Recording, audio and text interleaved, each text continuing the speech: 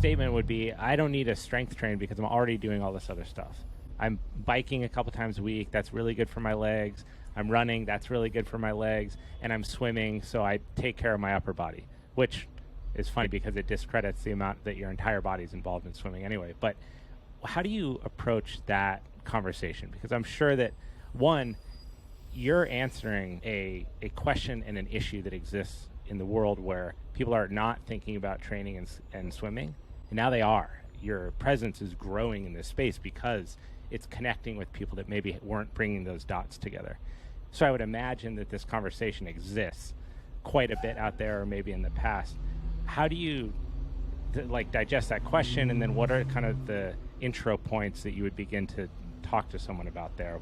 Why you really do need strength training, even for something like swimming? You know, I feel like I used to get that argument a lot more when I was working with general clients. We would just be handed leads, so to speak, of random clients with random goals, and which is probably also why we got good at working with a variety of people. So I can't tell you how many regular personal training clients that I've had who also run and be like, oh, we don't need to train lower body, I run all the time.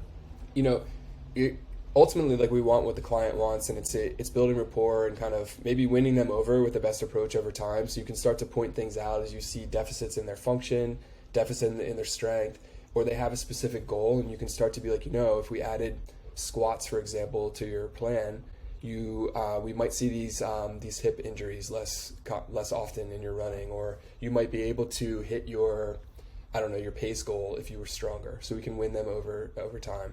So we kind of win them over time. Increasingly, I'm lucky that a lot of people are seeing kind of the message that I'm putting out there, and they're approaching me because they're like, hey, I've been swimming and doing triathlon for a while. I haven't been strength training. I have X, Y, and Z injury, or I'm not hitting like X, Y, and Z goals, and I feel like strength training is the missing piece. Could you help me? And that's an easier conversation. But they still come in with some myths and misconceptions, and you just have to earn their trust and kind of win them over time. By showing them results. So it's sometimes like, hey, trust me for a month and let's put this plan together. I know you're going to decrease your stroke count, or you're going to have less shoulder discomfort when you get into like your, later in the week with your volume or whatever the case may be. Or ultimately, I know you're going to swim faster if you do this. So, there's a couple of angles there, and I don't know. Sometimes a little bit of what they want and a little bit of what they need, and just trying to find a balance, and kind of it's a little bit of like a client relationship dance. It's hard to manage that.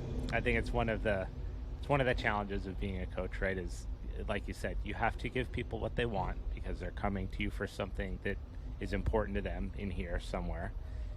But then you also know, especially as the former athlete, as the coach, like, you know how the body works, you know what really needs to happen.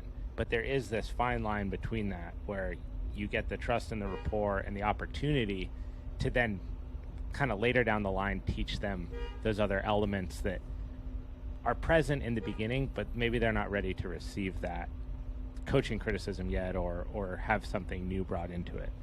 It seems like the results point of it is really valuable there. Showing them how something is impacting you said their stroke count, or showing them like a time or something like that. Is stroke count one of the most readily changeable and impactful things for someone who's swimming already but new to strength training? Well, it depends on where they are in their competitive career, but yes, like, going faster, whether it's running, biking, or swimming, is a combination of your tempo and how much distance you're covering with each stroke. So particularly in swimming, because it's shorter, we want to be counting strokes per length, and